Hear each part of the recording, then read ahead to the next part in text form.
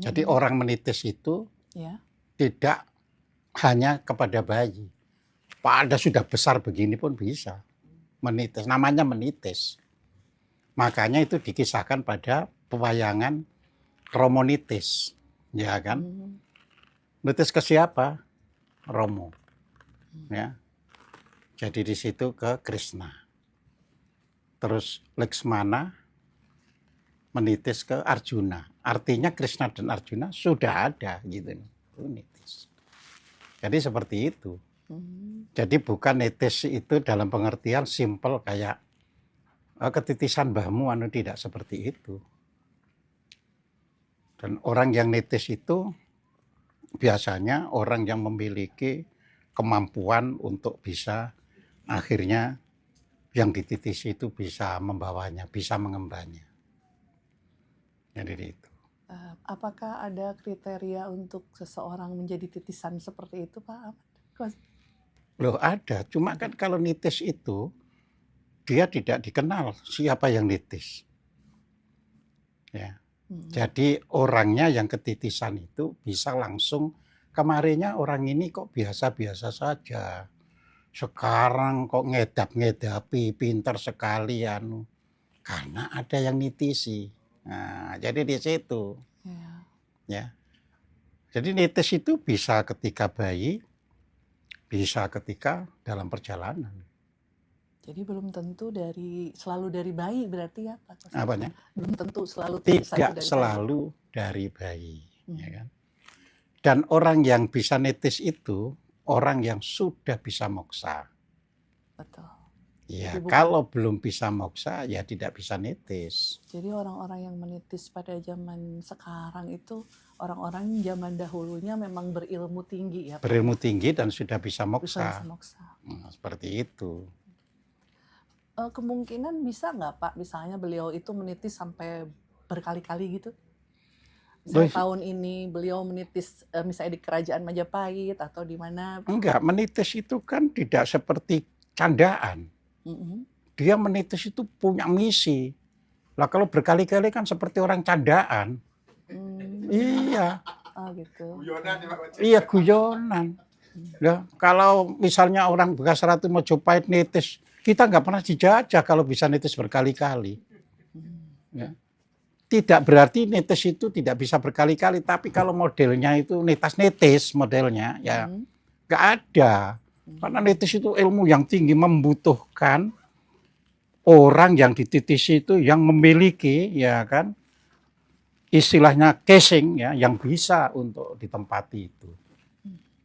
Ya. Sehingga dia bisa mewujudkan kembali cita-cita luhurnya dulu.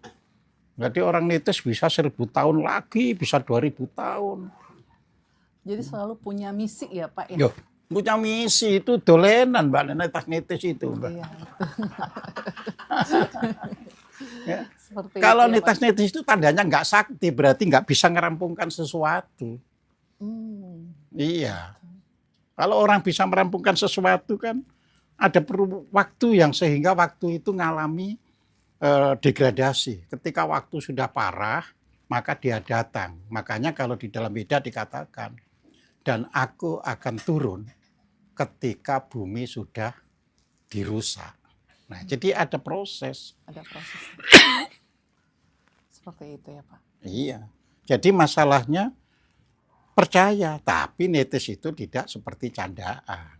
Dia perlu waktu, perlu nuansa, perlu gebrakan. Begitu sudah nitis, apa misinya? Indonesia merdeka. Merdeka sudah. Misinya sudah terpenuhi. Nah, gitu loh. Mungkin nggak kalau misalnya ada yang menitis itu Pak, misinya itu memang membantu Indonesia menjadi mercusuar dunia? Mungkin itu Pak? Loh, itu tidak hanya orang yang menitis. Kalau saya yang sudah banyak belajar.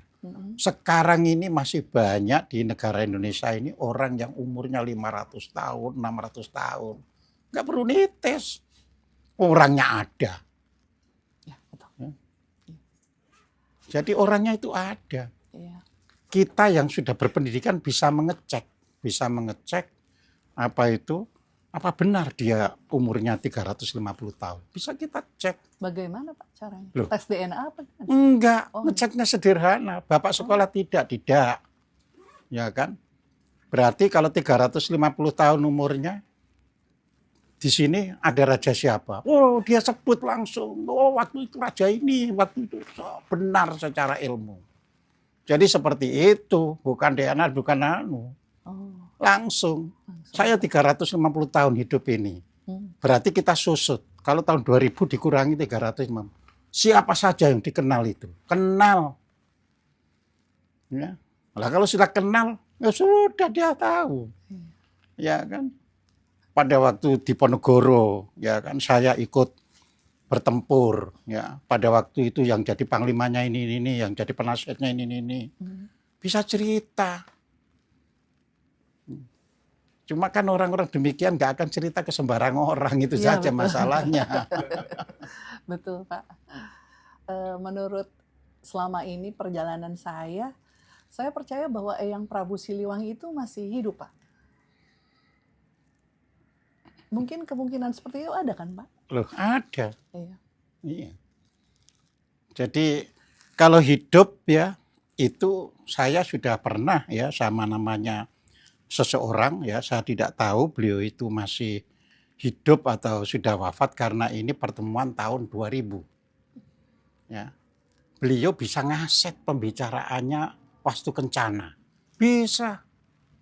Ini Pak, ini ada kaset kosong. Saya akan bicara dengan sana. Bapak nggak mendengar, tapi nanti dibuka. Ada dengan bahasa Sunda kunonya, bukan Sunda sekarang. Nah, seperti saya sudah pengalaman ketemu orang demikian. Ya. Jadi dia misalnya, aku bisa Pak ngomong sama orang ini bilang ya, aku bisa ngomong sama jiwa orang yang sudah meninggal. Itu bukan sistemnya ngomong-ngomong, sini ambilkan kaset baru yang kosong, kaset baru yang kosong. Nanti saya ngomong-ngomong, nanti kita putar kasetnya. Nanti omong-omongan. Ada di situ ya Pak. Ada. Memang untuk masalah perjalanan spiritual orang itu kan beda-beda ya Pak ya. Oh iya beda. Mungkin ada yang lewat jalur ikut perguruan gitu kan. Iya. Atau mungkin ada yang sendiri gitu kan Pak. Oh iya bisa lewat ketitisan bisa dan sebagainya. Jadi seperti itu. Tapi menurut Bapak, apakah nanti Indonesia benar-benar bisa menjadi mercusuar dunia Pak? Loh, saya yang nulis bukunya ya. Saya sebut di buku itu bahwa Indonesia bakal anu, dan saya berkali-kali menyatakan ya Indonesia bakal itu. Ya. Cuma kan di situ kita harus melihat tanda-tanda, gitu loh. Ya, saya selalu mengatakan tahun persisnya saya tidak tahu, tapi secara hitungan Primbon Jawa itu baru nanti 2061 sampai 2071. Hitungannya, kan gitu kan. Nah, sekarang artinya apa kalau dari 2061 itu? Kalau sekarang 2024, ya kan masih sekitar 37 tahun, ya kan. Nah, ini kan harus ada persiapan yang disebut periode waktu, windu, ya. Sekarang ini, jadi tahun 2021 sampai Mei 2029, kita berada di windu sancaya. Ya. Apa artinya? Windu ini harus diisi untuk rekonsiliasi semua pihak. Rekonsiliasi itu adalah pernyataan untuk hidup bersama tanpa lagi mempermasalahkan siapa salah, siapa benar. Kalau masih mempertanyakan, kamu salah ya harus minta maaf dulu, itu bukan rekonsiliasi. Masih mengedepan ego Pak? Iya, kalau rekonsiliasi ya sudah, kita semua bangsa Indonesia, cinta tanah air Indonesia, bareng maju ke depan sama. Siapa penghalangnya? Harus kita betul-betul kita hadapi. Penghalang bisa datang dari luar, bisa datang dari dalam negeri. Ya, tuh. Ya. Penghalang dari dalam negeri bisa berupa teroris, bisa berupa orang-orang kaya yang tidak mau kekayaannya surut untuk berbagi kepada bangsa ini. Nah, jadi seperti itu. Nah, ini sampai 29 itu sancaya. Artinya 5 tahun lagi kita masih bisa untuk rekonsiliasi. Nah, nanti tahun 29 sampai tahun 37 ya, itu namanya Windu Adi. Artinya Pak? Nah, Windu Adi itu artinya ya kan bahwa kita itu harus mulai mengedepankan nilai-nilai adi, nilai-nilai yang luhur. Kembali ke nilai-nilai Nusantara mungkin ya Pak ya? Ya bisa, pokoknya nilai-nilai luhur dulu, ya kan? Ya tentunya dari Nusantara, maksud dari luar Nusantara, ya kan?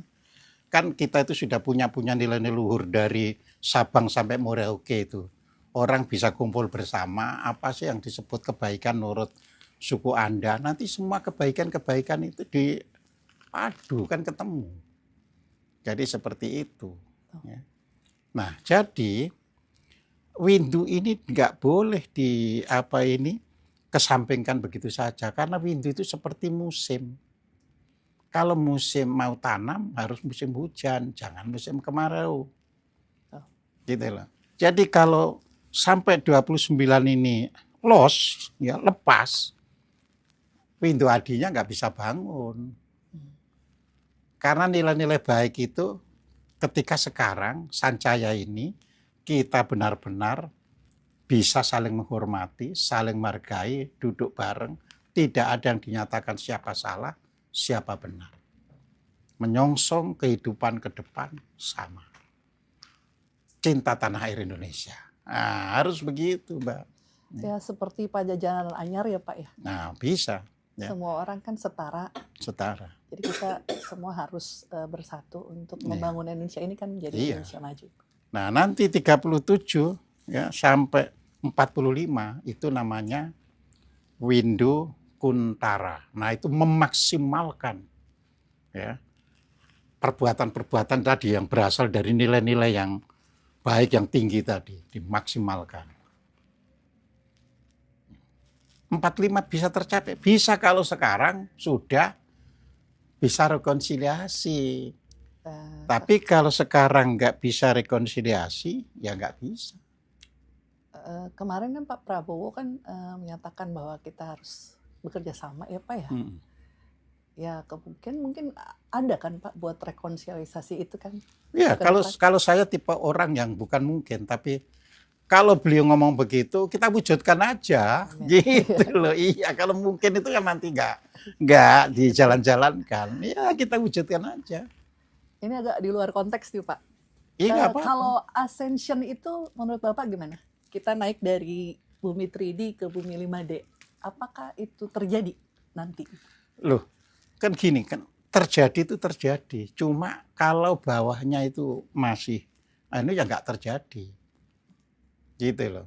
Itu tadi saya katakan kan, kalau ini diisi sesuai dengan karakter windunya, ya jadi. Ya kan ini kan sampai 29, ya kan. Ini sancaya, artinya rekonsiliasi. 29 sampai dengan 37, ya, itu adi. Artinya memang pada waktu itu meningkatkan nilai-nilai yang baik. Terus memaksimalkannya nanti 37, 45. Tapi Windu itu juga datang namanya Windu Sangara, 45 hingga 53. Ya. Artinya banyak bencana. Jadi kalau misalnya adinya pun nggak bisa digarap, kuntaranya juga nggak maksimum, ya bencananya yang ada. Jadi seperti itu. Ya. Jadi apa yang harus kami lakukan sebagai orang-orang biasa Pak untuk mewujudkan, membantu? Iya, kalau sekarang kan sancaya. Ya? Sancaya, kita ajak semua rukun, kita ingatkan siapa yang masih nyinyir, ya tolong jangan nyinyir, ya nanti akan menimpa Anda sendiri. Ya, junjung semangat untuk hidup bersama. Ya, ada perbedaan tidak jadi masalah, karena namanya manusia itu lain kepala, lain isinya. Jadi yang penting bisa akur untuk rekonsiliasi bersama. Jadi kita harus bisa menerima semua perbedaan. Loh, iya, kalau nggak bisa menerima perbedaan ya nggak ada rekonsiliasi kan gitu kan. Jadi rekonsiliasi itu wujud dari kita bisa menerima semua perbedaan. Jadi sudah tidak waktunya lagi kita mengatakan saya benar kamu salah, sudah tidak waktunya lagi. Ya, kita waktunya adalah melihat ke depan. Perbedaan itu karena kita beda latar belakang. Kalau tidak ada latar belakang yang berbeda, ya nggak akan terjadi perbedaan. Latar belakang itulah yang membuat kita berbeda-beda ini. Latar belakang itu meliputi pendidikan, keluarga, lingkungan. Ya. Orang yang misalnya, katakanlah ya, sama orang Jawanya itu, orang Surabaya latar belakangnya bicara ceplas-ceplos, tidak pernah ya nutup-nutupi. Ya saya ini kan di konten ini selalu ngomong bebas saja, itu memang gaya orang Surabaya gitu loh ya, jadi gitu ya. Dan tidak pernah menyimpan dendam pada orang lain, ya. Itu juga gaya wong Surabaya kan gitu kan. Bar yo bar kan gitu kan.